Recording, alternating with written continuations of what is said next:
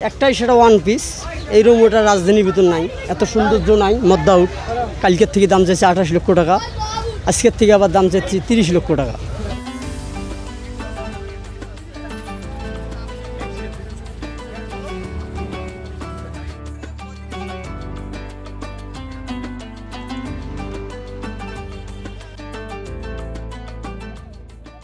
এবার লাইনে একটা উট পাইছি, মদ্দা উট, জুয়ান উট, উঁচু ফিট হবে 10 ফিট, ওজন হলো আপনার 20 মন স্কেলে।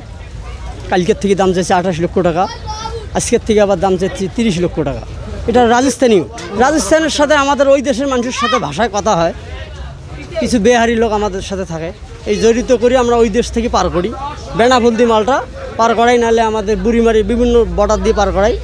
আর আমরা একটাই উট লাইনে পাচ্ছি, রাজস্থানী উট, কিন্তু আমরা এই উটটা বর্ডার এলাকার থেকে সংগ্রহ করছি, এক ফার্মের যে কোনো এক বিজনেসের কাছ থেকে সংগ্রহ করছি। এইরকম সৌন্দর্য উট আর নাই। পালি আমরা এই যে গুঁড়া ছোলা ভুসি এই যে খাইতেছে, এখনও খাওয়ান দিছি, খাইতেছে ছোলা ভুসি 15 কেজি লাগে ডেইলি একটারাই। 15 কেজি লাগে জি, আমরা একটাই উট পাচ্ছি, একটাই সেটা ওয়ান পিস।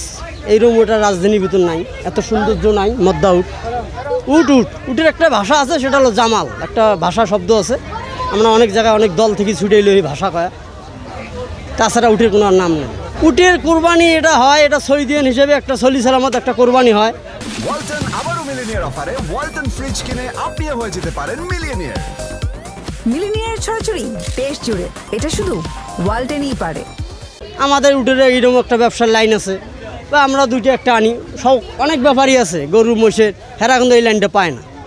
সংগ্রহ করে এই আমজাদ ভাই বা আমাদের আন্ডারেই এই সংগ্রহ। ব্যবসার চাইতে কি তাইলে উটের ব্যবসাতে লাভ একটু লাভ, সীমিত লাভ বেশি হয়। যাদের পয়সা বেশি আছে তারা আবার শখ করে কোরবানি দিবে।